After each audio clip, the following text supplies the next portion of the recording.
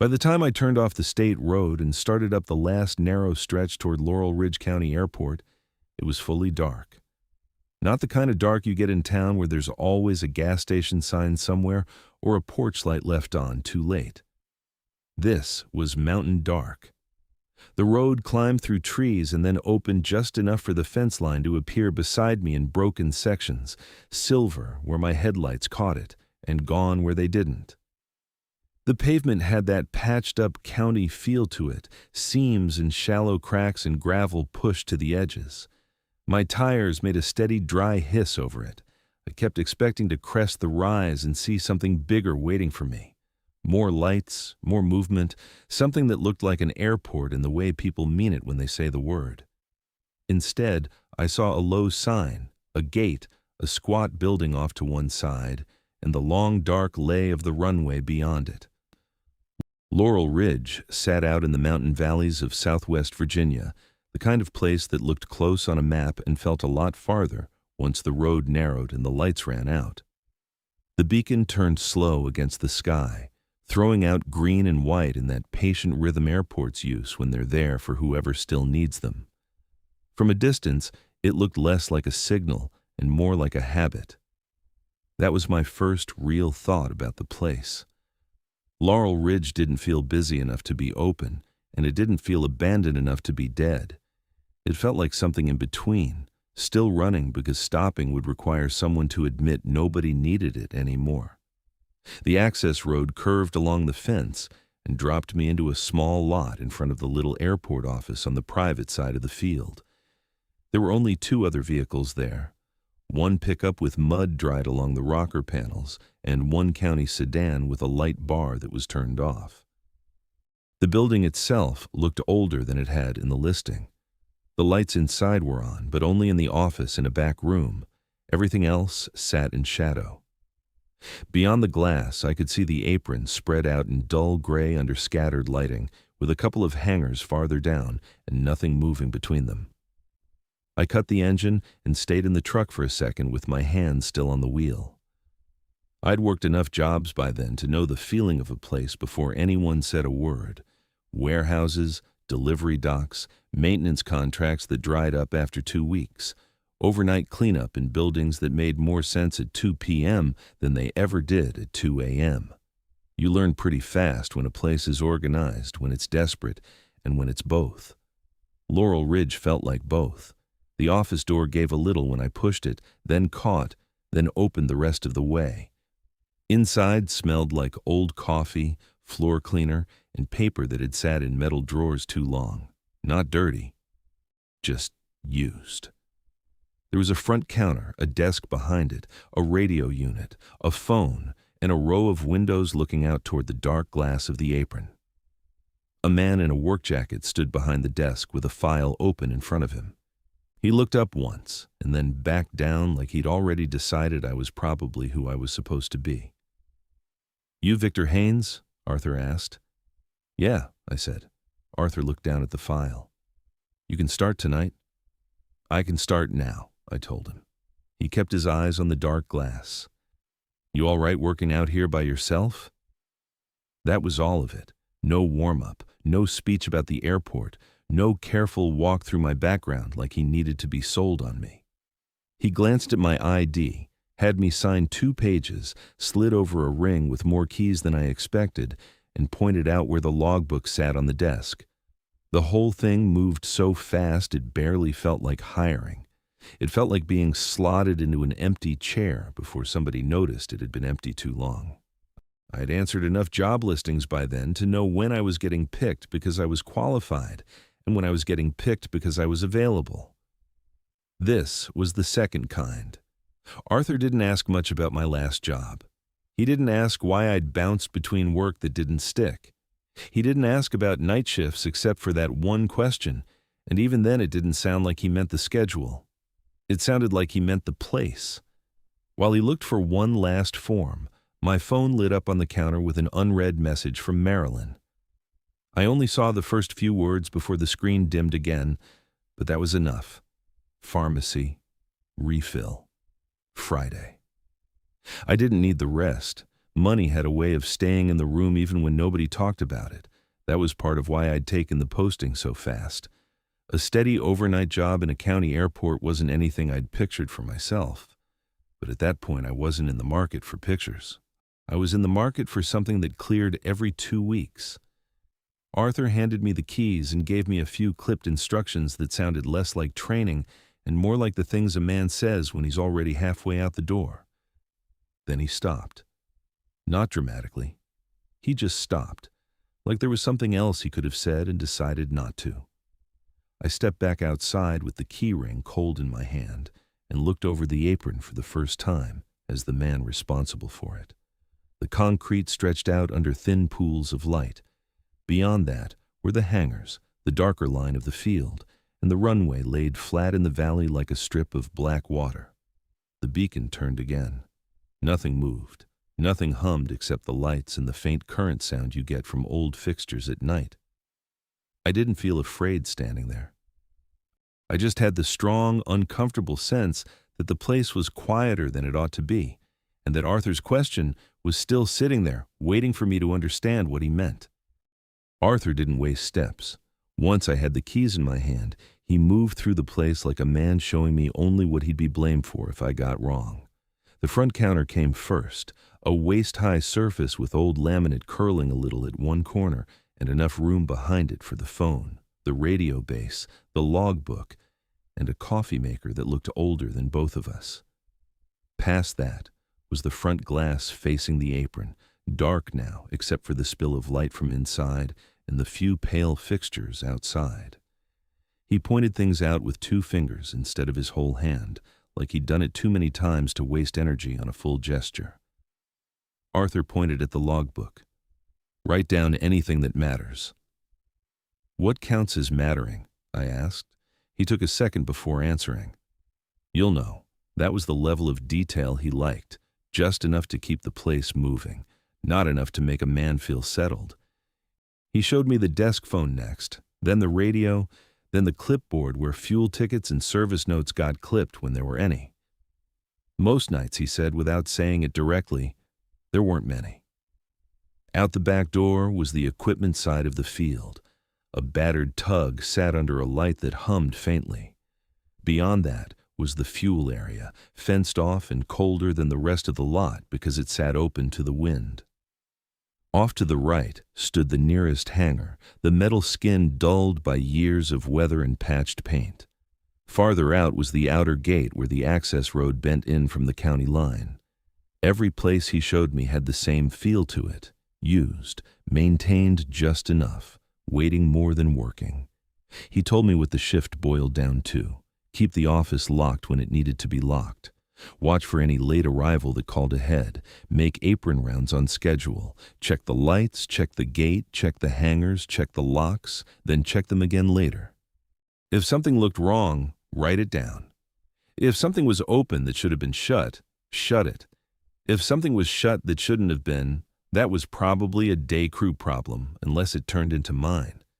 It wasn't complicated work. That was part of why I'd answered the posting in the first place.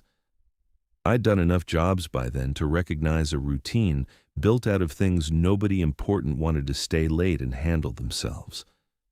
Warehouse work had been a lot of that. Delivery, too. Light maintenance even more. Bad hours, bad coffee, a clipboard, a flashlight, a set of keys, and the understanding that if the job was dirty or lonely enough, somebody eventually paid extra to have it done at night. Airports were new to me. Not the idea of one, just the inside of how a small one kept itself stitched together after dark. But the shape of the work wasn't new.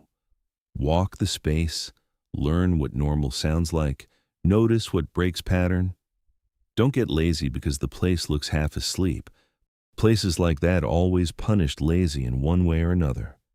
We stepped out onto the apron for a minute, and the cold hit harder without the office glass between me and the field. The concrete held the day's chill in a flat, stale way, and the air moving down through the valley carried that damp mountain edge that gets into your sleeves and stays there. Somewhere out past the runway lights I could hear insects in the grass, and under that, The faint electrical buzz of fixtures mounted too high and too far apart to make the place feel fully lit. The nearest hangar door was shut.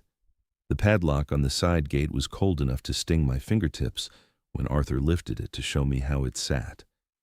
He moved with the calm of somebody who had already made peace with doing the same small things in the same order every night. While he walked ahead of me, my phone lit again in my pocket.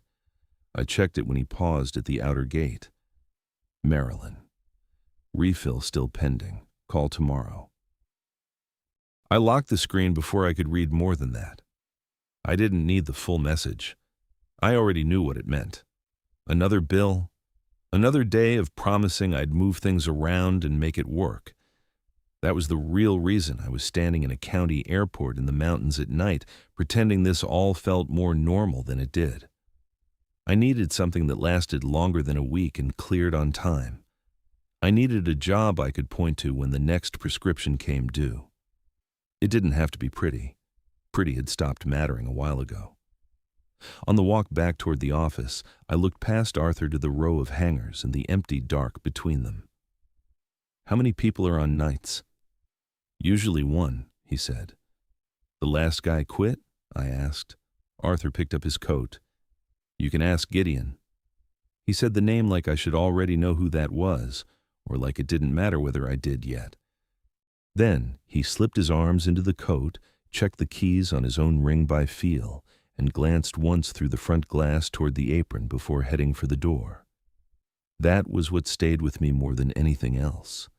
Not the short answers. Not even the fact that he was clearly leaving me with half a training shift and a desk phone I hadn't heard ring once. It was that last look out at the field, quick but automatic, like a man checking whether something was where it was supposed to be before he let himself leave. Then he was gone, and I was standing in the office with the logbook open, the radio quiet, and Gideon still just a name that seemed to mean more out there than it did in the room with me. I'd been alone maybe 10 minutes when I heard tires on the gravel outside, slow and brief, like somebody pulling in without any intention of staying long. I looked up from the logbook and saw headlights wash over the front glass, then cut out. For a second, I figured Arthur had come back because he'd forgotten to tell me one more thing, or because he'd remembered he'd left some part of the job in the hands of a man he'd known for less than half an hour. Instead, the side door opened and another man stepped in without knocking, moving with the kind of ease people only have in places they know well enough to stop thinking about them. He was older than Arthur by a few years, maybe late 50s, maybe older in the face than in the body. He had on a dark work jacket with the zipper half down and a ball cap that looked like it had belonged to some other airport once. His shoulders had that permanent slight forward set I'd seen on men who had spent too many winters working around equipment, gates, loading docks, things that made you lean into cold and noise for a living. He didn't stop to get his bearings, didn't scan the office, didn't glance around like a visitor. He came in like the room had been where it was supposed to be every day of his life, and he trusted it to stay there. That was my first impression of Gideon Strick before he even told me his name. Quiet, tired, and too familiar with the place to waste a look on it, he carried something folded in one hand, not a clipboard, not a maintenance slip, just a single sheet folded down into a hard crease from being opened and shut too many times. He walked up to the desk, set it down near the logbook, and tapped it once with 2 fingers, like a man putting a receipt in front of somebody at the end of a meal. Gideon set a folded sheet on the desk. "Keep that with you." I looked at it. "What is this?" "The part Arthur doesn't like saying out loud," he said. His voice was flat in a way that kept it from sounding dramatic. That mattered. If he'd smirked, if he'd stretched the moment, if he'd come in carrying the energy of a guy about to mess with the new hire on his first night, I would have written him off right there. I'd worked with enough men in enough bad jobs to know the species. They love an audience. They love watching somebody else flinch. Gideon didn't seem interested in either of those things. He looked past me once toward the front glass and then back at the paper, like the real point was on the page, not in my reaction. I opened it and read the first 2 lines, then the third. The fourth made me look up. I read the first line and looked up. "You've got to be kidding." Gideon looked at me. "No." I tapped the page. "This sounds like somebody messing with the new guy." He kept his eyes on the front glass. "Then don't follow it." That was all he gave me, and somehow that did more than a speech would have done. There was no effort in it, no push to convince me, just a quiet refusal to argue. I looked back down at the paper. The first rule was the kind of thing that would have sounded stupid in daylight. If I heard somebody call my name from the runway after the beacon turned past the 3rd time, don't answer. Don't even look out right away. Stay under cover until it stops. The second said if a hangar door that had been shut was standing open just enough to notice, don't walk up and close it. Call into it once, then walk away. Come back later. If it was shut again, pretend I never saw it open. The third one was the one that really got under my skin, maybe because of how specific it was. If a plane showed up on the apron that wasn't in the log, I wasn't supposed to look through the windshield. I was supposed to count the landing gear and nothing else. If one was missing, I was to leave the apron immediately and lock the door behind me. By then I should have laughed. It would have been the normal reaction, something ugly and dismissive, maybe ask if this was how they kept themselves entertained in the valley after dark. But I didn't. I kept reading. After midnight, if the desk phone rang 3 times and stopped, I wasn't supposed to answer the next time it rang until I'd pulled the front curtain closed. If I could still hear it after the curtain was down, I was supposed to leave the office and wait in the hall until it quit on its own. The last one was simpler and somehow worse. If somebody knocked at the front glass after closing and there was no car outside, don't open the door, even if they were wearing a pilot's jacket. That was the page. 5 lines of nonsense dressed up like procedure. On paper, the most ridiculous one was the first.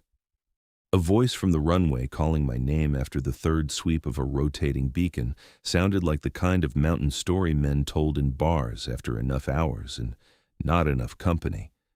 But the one that stuck with me was the landing gear. Not because I believed it, because it was too precise to feel made up on the spot. Count the gear. Don't look through the windshield. If one is missing, leave. Whoever wrote that hadn't been trying to sound spooky. They'd been trying to tell somebody exactly where not to look. I folded the sheet once, then flattened it open again. The paper itself had that softened feel of something handled too often. Not crisp copier paper fresh from a printer. This had lived in pockets, been unfolded on counters, maybe refolded in trucks with the dome light on. There were grease marks near one corner and a faint ring on the back like it had sat under a coffee cup at least once. Arthur hadn't typed it up for me 10 minutes earlier as a joke. That much I could tell. If it was a joke, it had lasted too long to still be funny. Gideon hadn't moved much while I read. He stood with one hand resting near the edge of the desk, not impatient, not interested in watching me process it. I got the feeling he'd already done all the talking about it he was willing to do in his life, maybe years ago, maybe with people who hadn't listened. I wanted to ask who wrote it, wanted to ask what happened to the last guy, wanted to ask whether Arthur had one of these too, or if he'd just decided that part of the job belonged to someone else now. But the way Gideon carried himself made all those questions feel like they'd hit a wall and die there. Not because he'd refused to answer in some dramatic way, because he'd answer too little, and whatever little he gave me would bother me more than not knowing. So I did the thing people do when they don't want to hand the other person a win. I acted like I didn't care. I folded the page into quarters and slipped it under the logbook like I was humoring him. Not keeping it. Just not throwing it out yet. There's a difference. At least in your own head. Gideon finally pushed off the desk and headed for the door. He didn't tell me to be careful. Didn't say I'd understand later. Didn't say anything that would have made the moment cleaner or easier to sort. At the door, he paused just long enough to look once through the front glass toward the dark apron, the same way Arthur had before leaving. Then he went out, and the side door shut behind him with a soft metal click. I stood there a few seconds longer, with the office quiet around me, and the folded page sitting under the logbook, where I could still feel its shape. I didn't believe any of it, but I also didn't throw it away, and by then that was starting to feel like its own kind of answer. The first round took me out of the office and into the part of the job that made the rest of it feel real. Behind a counter, with a phone and a logbook in front of me, I could still pretend I was learning a routine. Once I stepped out onto the apron with a flashlight in one hand and a ring of keys in the other. The place changed shape. It stopped being an office job with outdoor parts and started feeling like what it was, one man moving through a lot of cold, dark space because somebody had to say they had. The air had dropped another few degrees since I'd come in. Not enough for frost, but enough that every breath felt drier going out than it had coming in. The wind ran low over the concrete and the dark grass past the pavement, not strong enough to push me sideways, just steady enough to keep itself felt. It made a thin rubbing sound wherever it found the chain-link fence and a duller one when it moved through the brush near the outer edge of the field. The lights around the apron were spaced too far apart to make anything comfortable. They did what they were supposed to do, but only just. Every pool of light ended too soon, and every stretch of darkness between them felt larger for it. I moved the way I always did in a new job, even if I didn't have to think about it. Check the thing in front of you, check it again from another angle, build the map in your head by walking it, not by trusting whatever somebody told you in 2 minutes standing under fluorescent lights. I looked at the lock on the side gate, then the nearest tie-down points on the apron, then the hangar doors, then the fuel fence. I paused at each one long enough to make it part of the place in my mind. That was something night work teaches you. If you don't know what normal looks like when you first arrive, you won't know what changed later. The beacon kept sweeping overhead in its patient turn, throwing the same measured rhythm out into the valley. Green, white, dark again, green, white, dark again. It was slow enough that I found myself falling into it without meaning to, like a man tapping along to a clock in a quiet room. The airport was small enough that nothing felt far in daylight. I was sure of that. At night it did something stranger. The open spaces felt closer than they should have, but also emptier, like the dark was carrying less distance and more absence. I made my way back toward the office after checking the nearest hangar and the side entrance. The little airport office sat with its back wall catching some of the spill from the apron lights and the front windows reflecting black. Under the side awning, the wind dropped off just enough to notice. I stopped there for a second, more from habit than need, and looked toward the runway. From where I stood, I could see the edge lights tracing a line into the dark and then disappearing where the valley swallowed them. No movement, no engine noise, no car on the access road, no radio traffic. Just the beacon turning overhead and the field lying still under it. That was when I remembered the first rule again. If you hear your name from the runway side after the beacon turns past the third time, don't answer. The kind of line you'd roll your eyes at in any normal place. I knew that. I also knew I'd already counted the sweep once without meaning to, so I stood there under the awning with my collar up against the cold and watched the light turn. One pass, then the dark between. Second pass, then the dark again. Third. From the dark past the apron, I heard it. Victor. I froze. It wasn't that the voice was loud. If it had been loud, I might have had an easier time with it. Loud means somebody's trying to be heard. Loud means distance, urgency, effort. This wasn't any of that. It sounded like someone calling from farther away than should have carried clearly, but still saying my name in the ordinary tone a person uses when they think you're close enough to answer.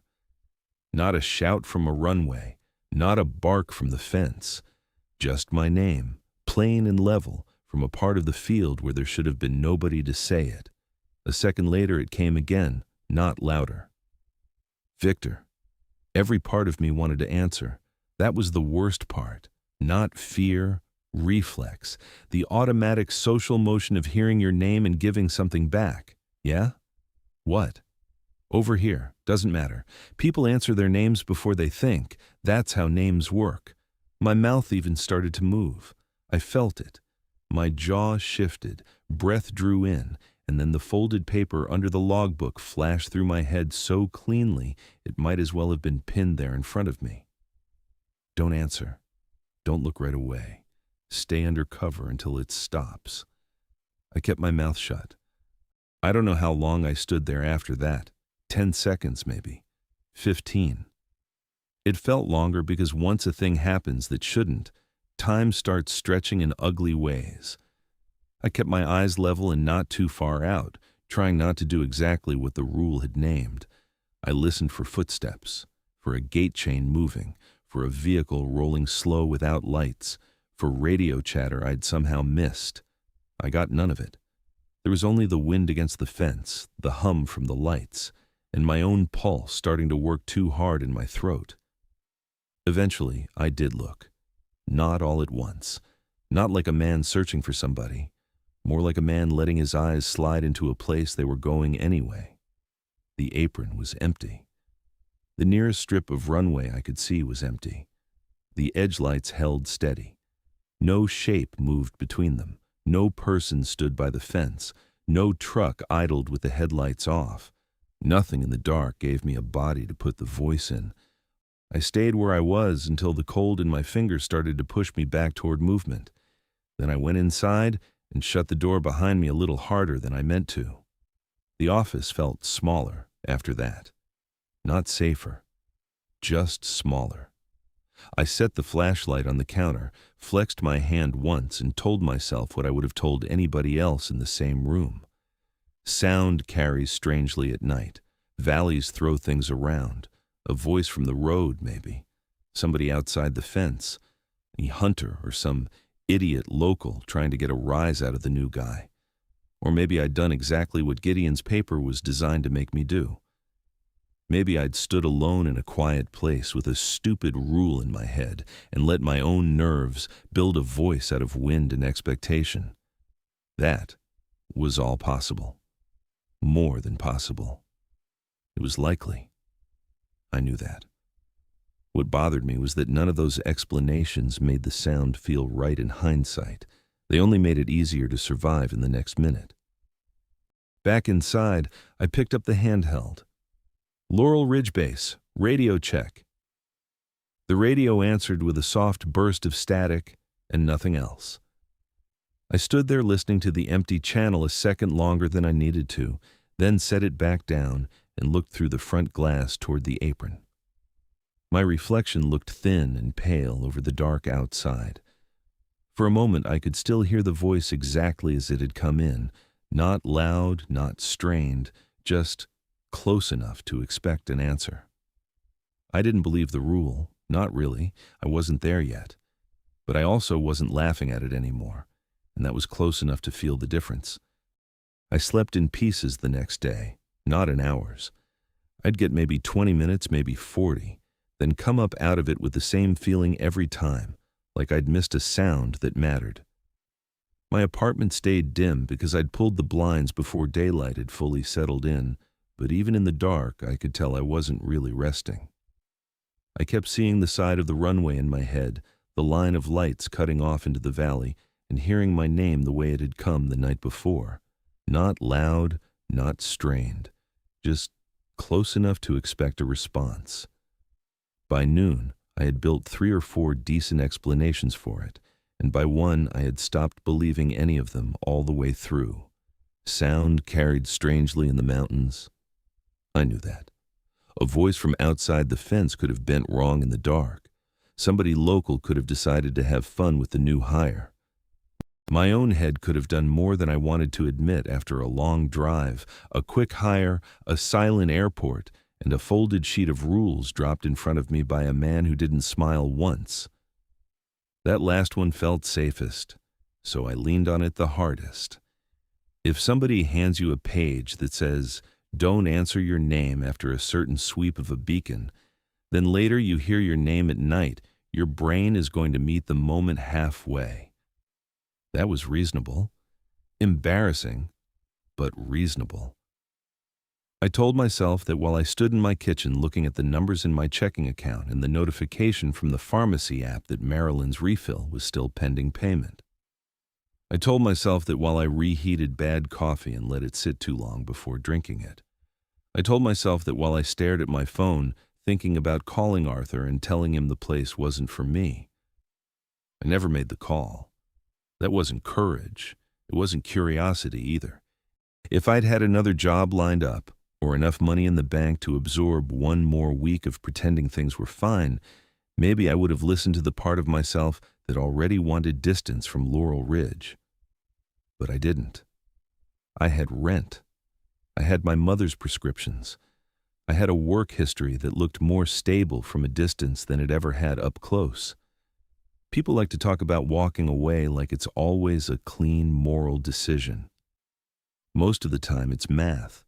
You don't ask whether a place feels right. You ask whether leaving it puts you in a worse place by Friday. So by the time the light started thinning toward evening, I had dragged myself into a version of an answer I could live with.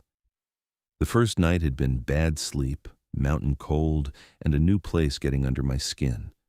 If it happened again, that was different. If it didn't, I kept a job. I was halfway to the airport when my phone buzzed in the cup holder. Marilyn. I let it ring once before I answered, mostly to clear my voice. Marilyn said, "You at work yet, honey?" "About to head in," I told her. She was quiet for a second. "You sound tired." "I'm fine," I said. "I need a paycheck, Mom." The line stayed quiet just long enough for me to feel bad about how flat that had come out. She didn't argue with me after that. She just said she understood in the tired way people do when they don't actually like what they understand. We hung up before either of us had to say anything that would stick around after the call. I drove the rest of the way with the phone face down, and the road narrowing under the truck's headlights again, the trees black on either side and the valley holding its shape ahead of me like something waiting in place.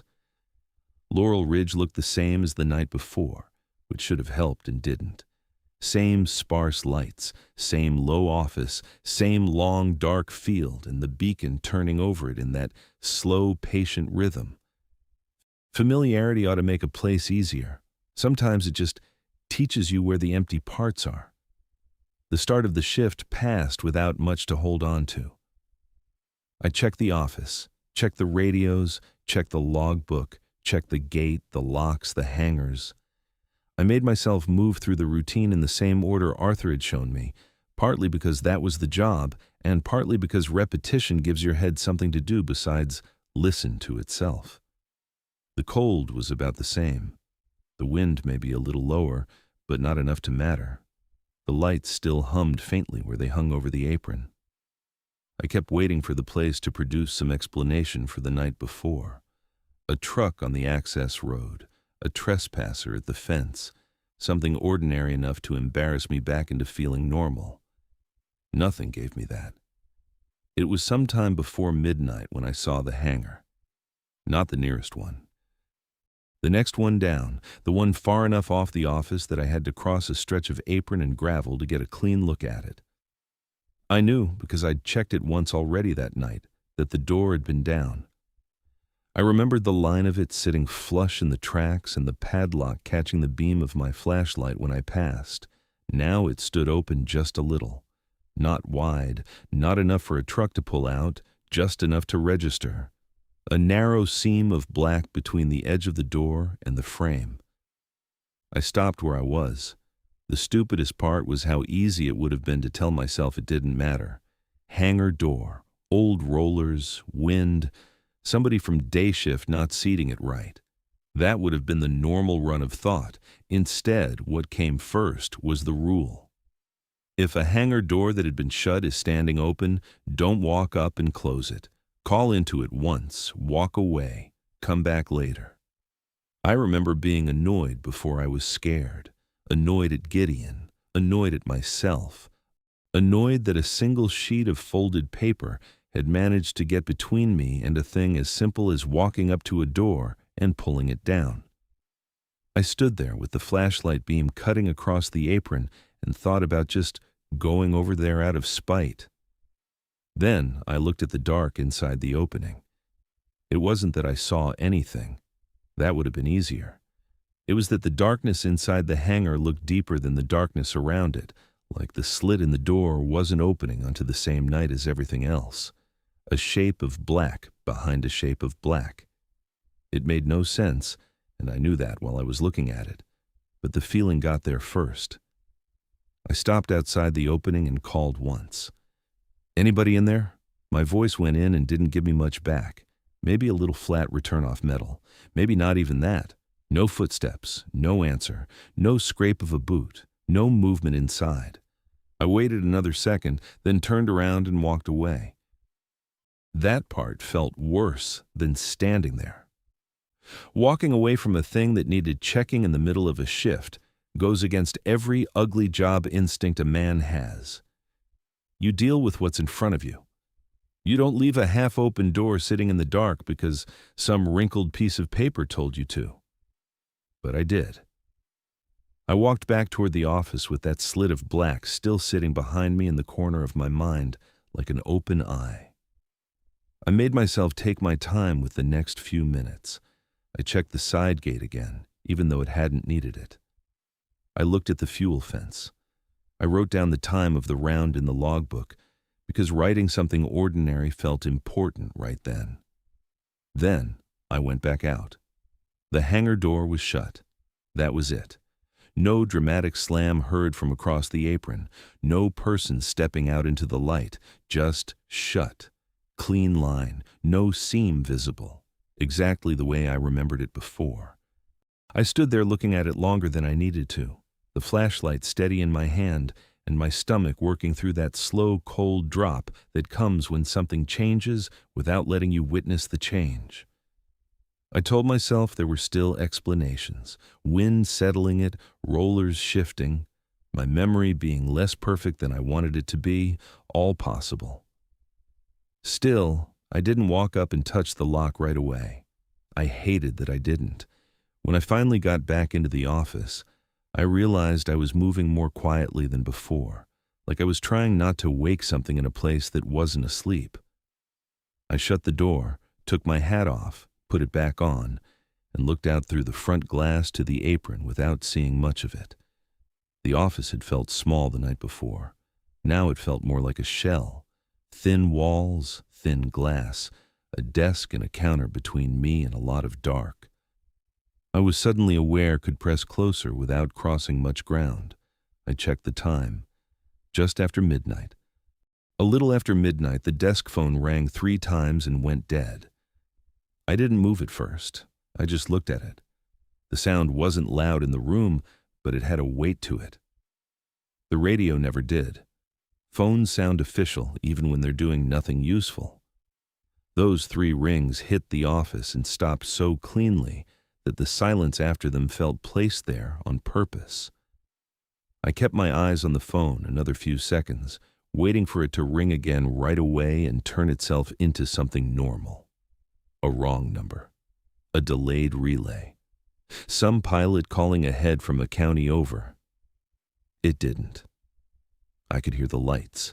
I could hear the little vent above the back hall making its dry mechanical breath. I could hear my own jacket move when I shifted. Then the phone rang again. When it rang again, I pulled the front curtain down first.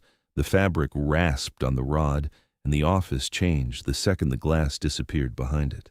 Not darker exactly, more sealed, more cut off from the field and anything that might be standing out there looking in. I had one hand still on the curtain when the next ring hit. The phone kept ringing behind the darkened glass. That was the moment the office stopped feeling like cover. The first night, whatever I'd heard had stayed outside, out by the runway in the wind and the open field, where a man could still argue himself back to reason if he worked hard enough. The hangar had still been outside too, a door, A gap, a patch of dark you could assign to bad rollers and colder air. But the phone was here with me. The curtain was down exactly the way the rule had said, and the ringing still went on in the small bright room like it had followed me in rather than being held off by anything I'd done. I didn't pick it up. I stood there beside the counter and let it ring while something hard and simple settled into place inside me. I was past the point of telling myself I'd only heard something or only thought I saw something. Now even the place I'd been using to make the rest of the night feel ordinary was being tested, and I knew it. I didn't have a name for it yet. I didn't believe the rules the way Gideon clearly did, but I couldn't laugh at them anymore, and by then that mattered more than I wanted it to. I let the phone ring until it stopped on its own. That should have made me feel better. I'd followed the rule exactly as it was written. I hadn't picked up. I'd pulled the curtain first. I'd done the thing a smarter version of me would have mocked 2 nights earlier. And still I stood there beside the counter with my hand on the edge of the curtain, feeling like the room had shifted around me in some way that hadn't happened before. Not visibly. Not enough that I could point to one changed object and say there. Just enough that I no longer trusted the office to stay ordinary because I was inside it. I looked at the phone another few seconds after it went quiet, half expecting it to start up again the moment I let my guard down. When it didn't, I went for the number Gideon had written at the bottom of the folded page.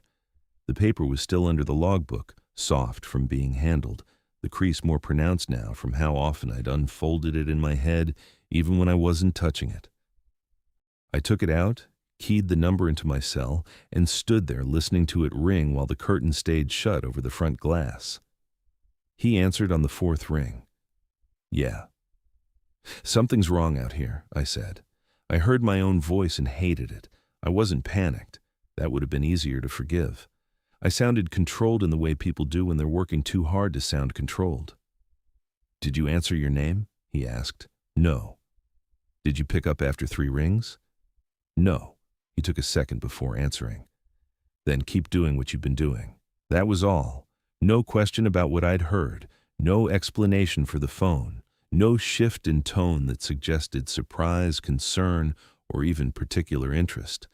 Just a narrow, practical accounting of whether I had done the wrong things yet. It landed harder than comfort would have. If Gideon had told me to calm down, if he'd given me some rough local story about wind, bad lines, old equipment, any of that, I could have pushed back against it and stayed in the world I understood. Instead, he treated the whole thing like a set of steps in a process I'd entered without permission. What mattered to him wasn't what was happening. What mattered was whether I'd completed any part of it. I almost asked him then what exactly he thought the process was. Almost asked him what happened if I did answer, or did pick up, or did any of the things on the page that sounded ridiculous until they didn't. But there was something in the silence after his last sentence that made me stop. Not fear exactly. More the sense that if I asked too early, I'd get one of those half answers that left me with more to carry than before. So I hung up and stayed through the rest of the shift by doing exactly what he said. I kept moving. I kept to the rounds. I wrote down times in the logbook with more detail than Arthur had probably intended anybody to use. I left the curtain down longer than I needed to. I didn't hear my name again. The phone didn't ring a 3rd time. The hangar doors stayed where they were. Nothing else happened that I could point to and prove. That should have given me relief. Instead, it gave me something worse, the feeling of a night pausing rather than ending. By the time I drove home, the sky over the ridgeline had started to pale. I watched it happen through the windshield, like a man waiting for daylight to finish a sentence the dark had started. It didn't. Morning just made the airport look smaller. I slept even less the next day. Not because I kept hearing things, because I kept replaying the order of them, the voice from the runway first, then the hangar, then the phone. If that folded sheet had been a joke, it was the most patient one I'd ever seen. If it wasn't a joke, then I was already in something that seemed to know when I would think I was safe enough to laugh again. I told myself the same ordinary lies people tell when they're trying to keep a job through a bad feeling. Maybe I'd started arranging random things into a pattern because the rules had given me one. I understood how that could happen. The problem was that understanding it no longer steadied me.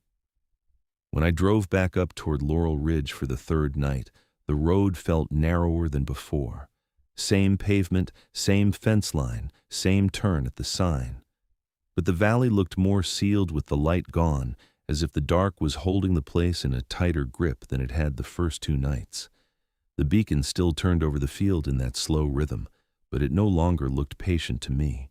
It looked repetitive, mechanical, like a hand moving because it had always moved and would keep moving whether or not anybody should be there to see it. I parked in the same lot, killed the engine, and sat there long enough to notice I was listening before I even opened the door. Not for a voice. For anything that would tell me I had the right to expect the night to behave. A late arrival call over the radio, a truck farther down the access road, a sheriff's cruiser sweeping the lot with headlights. The little normal signs a place gives off when it belongs to the same world you do. I got none of them. Inside, the office looked exactly like it should have. Counter, logbook, phone, radio, curtain, front glass. Same stale coffee smell under the cleaner. Same hum from the lights. Same stack of forms. Nothing had changed except me. I noticed that right away, and once you notice it, you can't unknow it. I no longer moved through the room like a new hire, learning where things were. I moved like a man entering a place that had already used his name once. That was the worst part of the third night at first, not any one event. Anticipation. Every little task carried a second awareness under it. I checked locks and wrote times in the logbook while listening for whatever might come next. The field outside hadn't gotten bigger, but it felt more active in its stillness. The shift moved into the middle hours without anything obvious breaking. That almost calmed me. Almost. The hangars were shut, the gate was locked, the field stayed dark and unspeaking. By then I understood enough to know that relief was dangerous too. Relief loosens people. I was headed back across the apron from the fuel fence when I saw the aircraft. Not approaching, not taxiing, not rolling in from the runway with landing lights and engine noise and the whole chain of motion a machine that size is supposed to carry with it. It was just there. At first, my brain tried to give me the clean version. I must have missed it on the way out. It had to have been there already, tucked in a darker slice of apron than I'd noticed. But even before that thought finished, I knew it wasn't true. The apron at Laurel Ridge was too open for that. There weren't enough places for a small aircraft to hide from a man walking the field with a flashlight and trying too hard to notice everything. I stopped halfway back to the office. The plane sat off to one side of the apron, angled slightly wrong for where it should have been parked. Small twin prop, maybe, or at least close enough to one that my eyes accepted the outline before my head caught up. No tug marks fresh enough to see from where I stood, no open cabin door. No service vehicle beside it, no rotating beacon on top, no spill of noise from cooling engines. It looked like it had been set down there between breaths.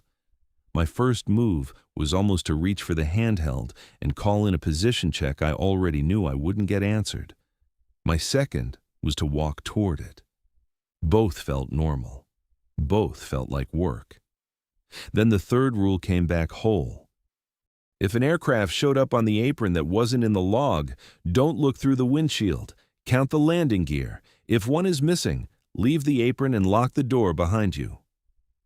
I stood there with my flashlight low and my eyes trying very hard to do what eyes do.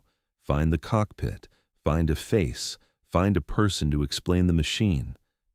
I made myself angle the beam down and away instead. I did not look through the windshield. I did not go searching for movement in the cabin. I focused on the lower shape, on the silhouette where the gear should have been. I counted once, then I whispered, "No." I counted again because my head wanted the comfort of a mistake.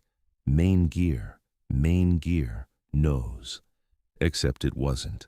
One of them was missing, not hidden in shadow, missing in the way a thing is missing when the shape before you no longer holds together according to the rules of the world you know. The aircraft still stood there, but the count would not resolve. My eyes kept trying to correct it. Every time they did, the answer came back wrong again. That was the point where dread ended for me. Dread leaves room.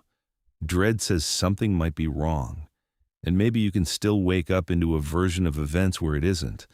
What hit me standing on that apron wasn't dread anymore. It was certainty without understanding. The part of my brain that had spent 2 days manufacturing ordinary explanations simply stepped aside. I didn't run. Running would have meant looking desperate, and some dumb piece of me still thought that mattered. I backed away one step at a time, keeping my eyes down where the rule had forced them and not letting them climb to the windshield, no matter how badly I wanted a final proof of whatever was in there. My mouth had gone dry enough that swallowing hurt. My fingers felt thick around the flashlight. The office behind me, which had stopped feeling safe the night before, suddenly became the only fixed point left on the field. When I got back inside, I locked the door harder than I needed to and checked the logbook, even though I already knew what I'd find. No arrival entry, no call notation, no tail number waiting to be written in. Nothing between the lines that gave that thing outside permission to exist. That was when I understood, cleanly and without anything left to argue against it, that I was no longer inside a problem that fatigue or embarrassment could explain. Something out there had moved beyond the range of misunderstanding. I still didn't know what it was. I still didn't have a language for the rules that didn't make me feel foolish saying them in my own head. But the old possibility, the one where I'd been tired and suggestible and new to the place, was done. The third night had given me that much.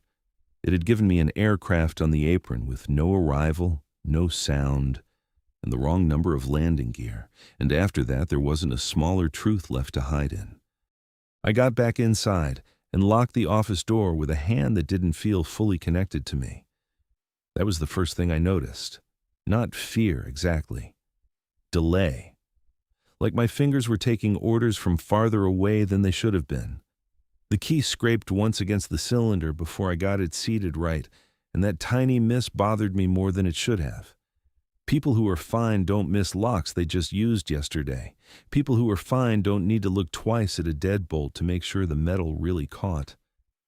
I stood there with my hand still on the knob for a second longer than I needed to, staring at the front curtain, the counter, the desk phone, the logbook, all the small office things that had looked tired and ordinary when I started. I wanted one of them to pull me back. That was the impulse. Not comfort, proof, a room, a desk, a page with lines on it, a phone with buttons and a coiled cord, something with edges I could trust. So I did what anybody does when reality starts slipping under them. I checked things. I checked the time first, 12:47 a.m. That helped for about half a second, a real time on a real screen. Then I checked the logbook. My own handwriting sat there where it was supposed to be. Times and notes from the rounds, short and practical, exactly the way I'd written them. I flipped back a page and then forward again, like maybe a missing entry would explain the aircraft outside, like maybe I'd somehow skipped a line and the world would slide back into place if I found it. There was nothing there. No call ahead, no tail number, no arrival note I'd forgotten writing.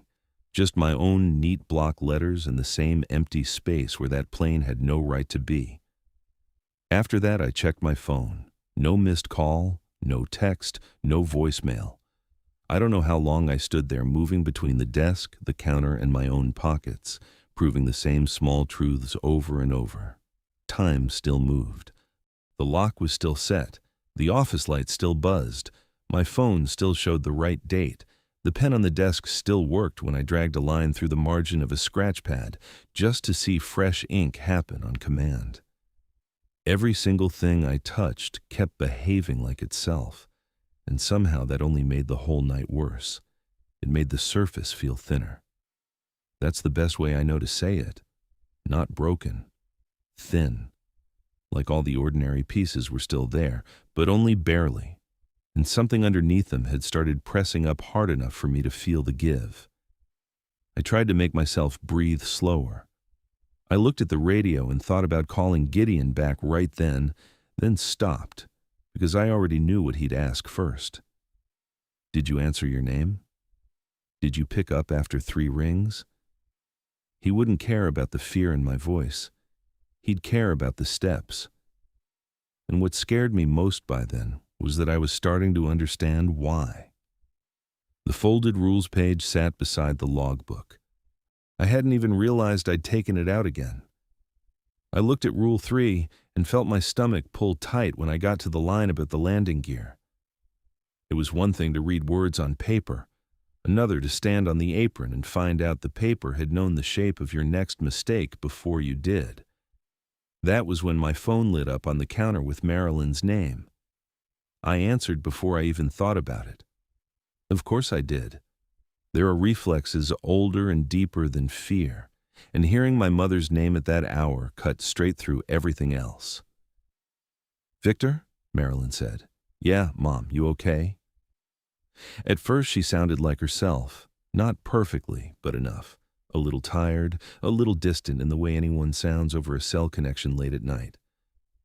I closed my eyes for a second when I heard her, because some part of me wanted her voice to drag me all the way back into my regular life. Bills, refills, doctor visits, the tired, mean math of keeping one more month together. I would have taken that over Laurel Ridge in a heartbeat. She was quiet for a second. "I thought you were coming by." "Tomorrow," I said. That was true. Or it had been true the last time we'd talked. I told her I'd stop by the next day if I got out at a decent time and managed more than broken sleep. The pause after I answered should have been ordinary too. Older people lose track of days. Tired people repeat plans. Sick people drift a little in and out of the details. I knew all that. I'd been living inside all that for months. But the silence on the line stretched just a little too clean. No background television, no rustle of sheets, no shift of breathing. Just open line, steady and waiting, like whatever was on the other end had heard my answer and was deciding what shape to take next. Then her voice came thin through the line.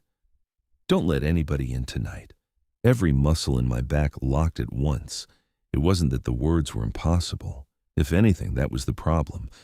They were too close to what a worried mother might say after hearing her son sound off and tired at a night job in the mountains. The sentence itself wasn't wrong.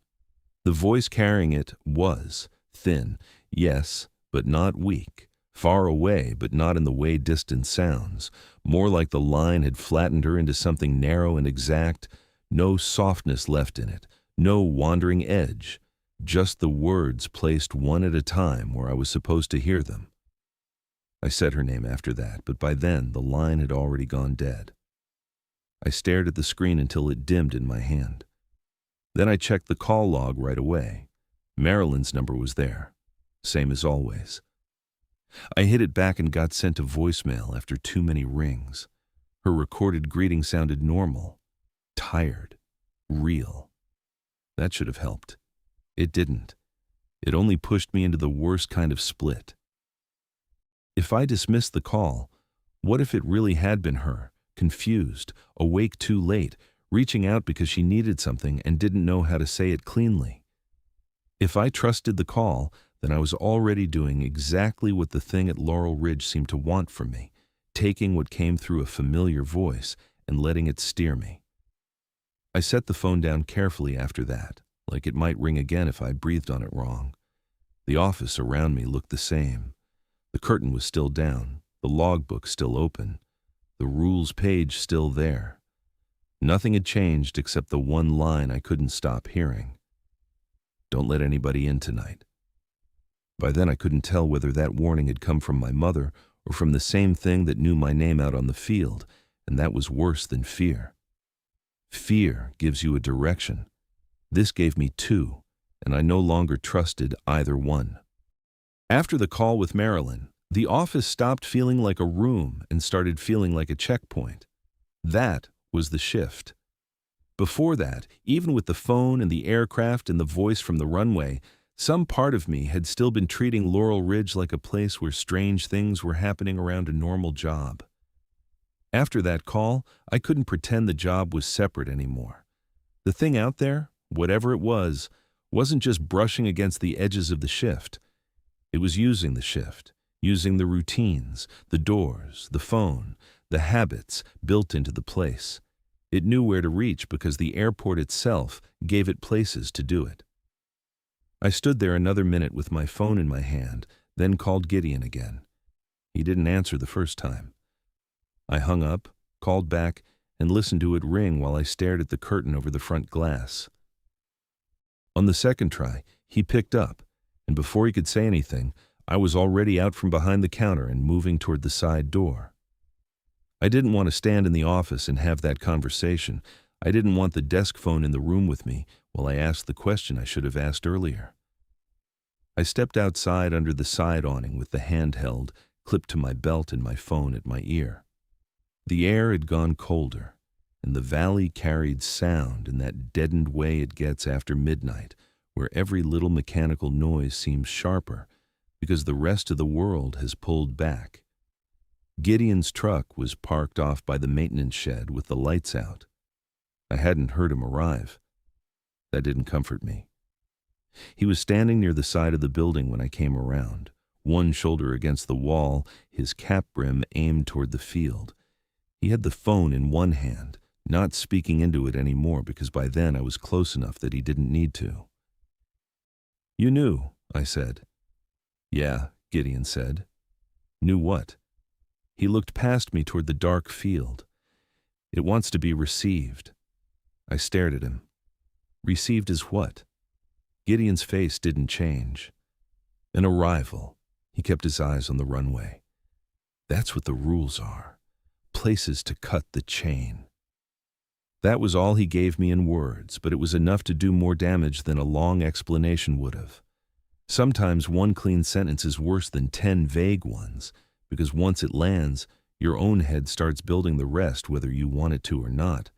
I remember looking past him after he said it, out toward the apron where the aircraft still sat in my mind, even when I couldn't see it from where we stood, and feeling the rules rearrange themselves all at once. Up to that point, I'd been treating them like 5 separate warnings. Weird local instructions for weird local things. Don't answer this, don't touch that, don't pick up, don't open. But that wasn't what they were. Gideon had just told me that in the plainest way he knew how. They weren't 5 separate protections against 5 separate events. They were 5 places to break one process. It wants to be received. At an airport, receiving something isn't mystical. It's procedural. That was the part that made it click. Airports are built around controlled arrivals. You answer calls, you confirm identity, you open gates, you log arrivals, you look out and recognize what's come in from the dark as a real thing, expected or unexpected, but real and now here. The place is made to convert something moving through distance into something accepted on the ground. Even a tiny county airport in the mountains runs on that logic. Maybe especially a place like that, where the whole point is that someone is there to say, yes, that's on the field now. Yes, that belongs to this side of the line. The first rule wasn't random. If I answered to my name from the runway side, I wasn't just making noise back into the dark. I was identifying myself as the one on duty, the one available to respond, the one filling the role the airport required, ground personnel, present and answering. The second rule made the same kind of sense once I hated it enough. A hangar door standing open wasn't just an open door. It was a transition point, inside and outside, stored and exposed, enclosed and admitted. If I walked up and dealt with it like part of my shift, I was accepting that opening as mine to manage. If I called into it once and left, I broke that sequence before I completed my side of it. The third rule had seemed the most absurd on paper, and now it looked like the most important. Don't look through the windshield. Count the landing gear. The windshield is where you identify the craft as occupied, piloted, arrived under agency. It's where you search for the human explanation. If I looked up there and saw somebody looking back, I would complete the recognition automatically. Plane, crew, arrival. Count the gear instead, and I'm doing the minimum. Verifying shape without granting identity. Staying at the level of object without letting it become event. The phone fit the same pattern. A ringing office line after midnight isn't just a sound. It's official contact. It's the airport asking to be responsive. If I pick up, I'm not just answering a call. I'm consenting to a channel. I'm acknowledging that something has the right to communicate through the systems this place uses to receive what comes in. And the door. The last rule had always felt the clearest in a primitive way. Don't open the front door if there's no car outside, even if the person at the glass looks like a pilot. Now it stopped being primitive and turned exact. That was the final step.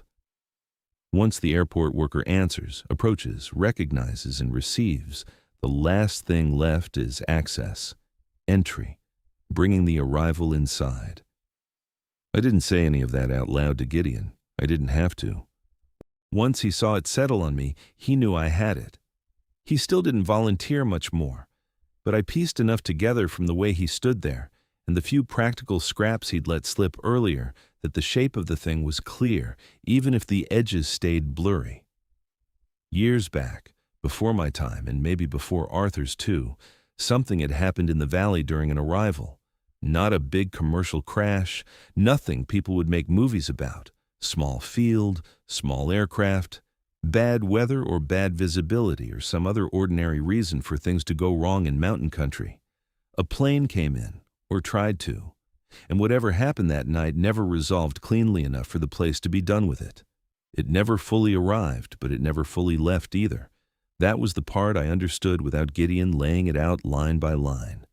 Airports are precise places when they work. Either something lands or it doesn't. Either it's accounted for or it isn't. But Laurel Ridge sat in a valley where sound carried wrong, weather closed in fast, and a lot of things depended on one person doing the right thing in the right order in the dark. Something had slipped through those orders once, and the airport had never finished processing the mistake. It had never completed receiving it. It had never completed losing it. So on certain nights, maybe under certain conditions, maybe just because time and place lined up in whatever ugly way they do, the whole structure of Laurel Ridge began acting like it was still waiting for the thing that had once tried to arrive to finish doing it. And the rules were not folklore. They were interruption points, hard stops, places where the person on duty could refuse the role the airport was trying to put them in. The more I saw it, the more the last 2 nights changed shape behind me. The voice from the runway wasn't just bait, it was the first point of acknowledgement. The hangar wasn't just a weird door. It was an invitation to take charge of a threshold. The phone wasn't a haunted object trick. It was the airport's own system trying to establish recognized contact. The aircraft on the apron wasn't a ghost plane in the childish sense. It was a form waiting to be recognized as real by the one man there whose recognition mattered. A cold thought came with that, one I didn't want and couldn't avoid. If all of this was a chain, then it hadn't finished with me yet. I looked toward the front of the building then, not through the curtain, but toward where I knew the glass was behind it, and the next step presented itself with awful clarity. If the chain kept moving in the same direction, the voice and the aircraft were not the end stages. They were set up. The airport had my attention. It had tried for my reply, my recognition, my procedural response. What it had not gotten yet was entry. The door. That was where it would go next, because there was nowhere else left for it to go. I felt that knowledge settle in deeper than fear. Fear still leaves room for surprise. This didn't. This was the kind of understanding that narrows the world instead of widening it. The mystery of the rules was over. I knew what they were for now. The page in my pocket no longer sounded ridiculous. It sounded spare, almost kind, the way emergency instructions are kind, only because they don't waste words. Gideon pushed off the wall after a while and looked at me for the first time since I'd come around the side of the building. He still didn't offer reassurance. That fit him too well to disappoint me anymore. Reassurance would have been dishonest by then. What he'd given me was worse and better. He'd given me the shape of the thing. Once you know the shape, all that's left is whether you can hold the last line when it reaches you. And standing there in the cold beside the office, with the beacon turning over Laurel Ridge and the valley keeping all its dark to itself, I knew that was exactly what the rest of the night was going to ask. The rest of the night felt narrower after that. That was worse than uncertainty.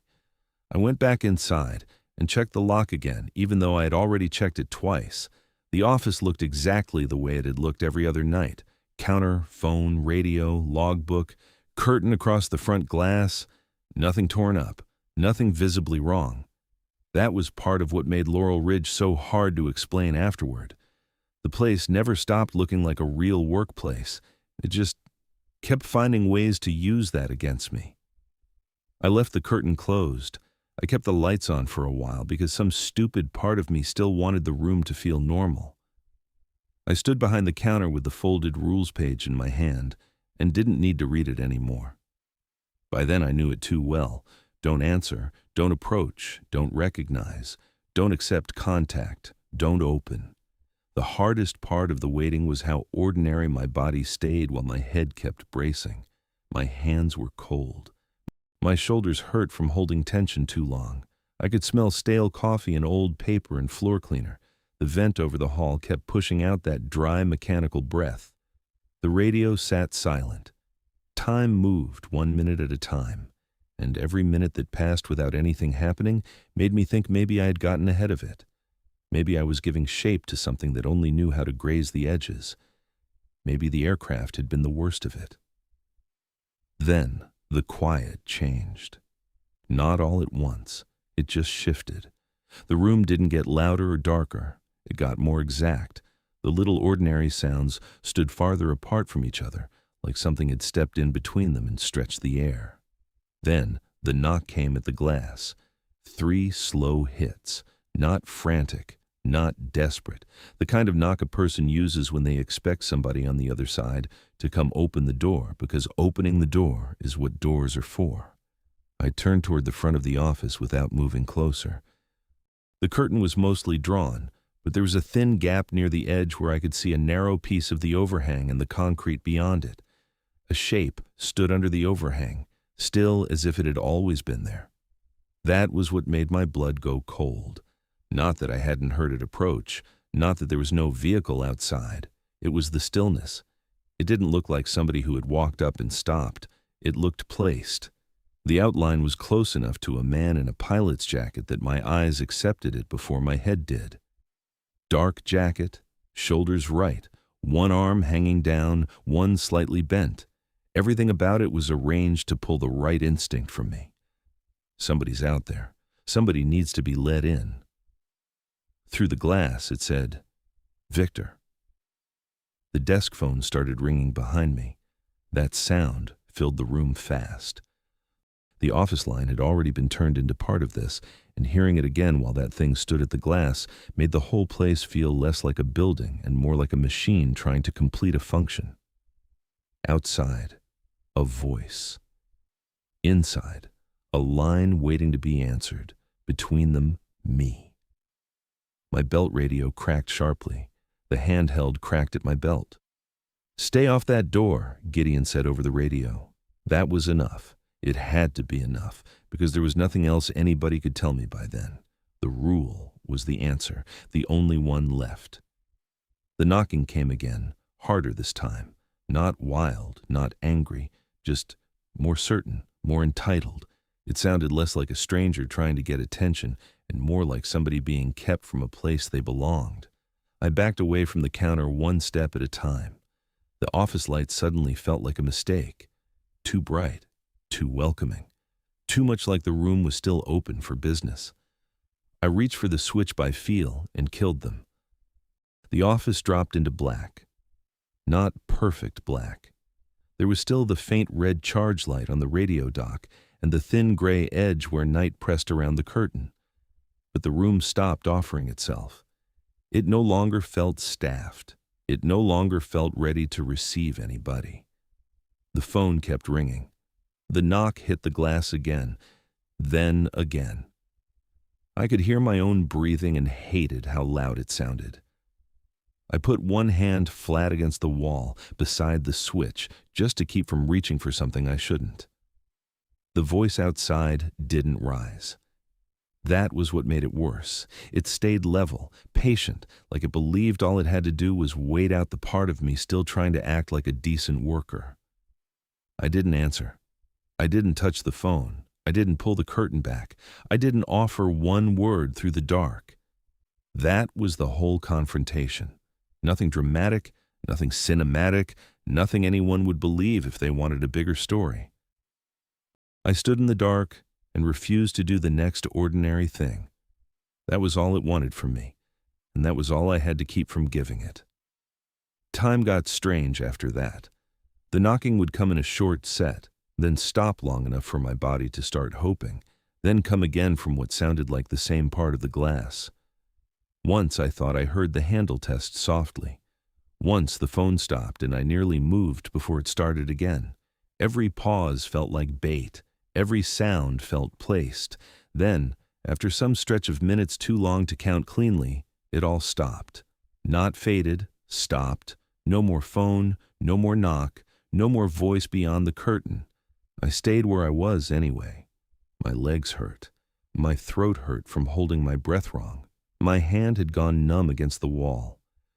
I waited until the darkness at the edges of the curtain started thinning into the first weak gray of morning before I moved. When I finally pulled the curtain back, the lot was empty. No vehicle, no figure. No sign that anyone had stood there. The front glass showed only my own reflection and the pale wash of dawn over the apron. Out on the field, everything looked smaller, flatter, and more insulting in daylight. The world had gone back to acting ordinary. Arthur was already in the office by the time I turned from the window. I hadn't heard him come in. He looked at the room once, then at me. Arthur looked at me once. "You staying?" I set the keys on the counter and said I was done. He nodded like he had expected that answer from the minute he'd hired me. I left Laurel Ridge that morning and never went back. I kept Gideon's folded rules page longer than I kept the job. For a while it stayed in the glove box of my truck. Later it moved to a drawer in my kitchen. I never really needed to read it again. By then it wasn't information, it was muscle memory. Marilyn was real the next day. Tired, irritated, asking why I hadn't come by when I said I would. Her voice sounded like itself. If she had called me from Laurel Ridge that night, she didn't remember the warning. If she hadn't, then I never found out what had used her voice well enough to get me to answer. I don't answer my name right away anymore when it comes from a place that should be empty. I pull the curtain before I pick up a late-night phone, and if something arrives without the logic of arriving, I don't help it finish. Some rules don't stay where you learned them.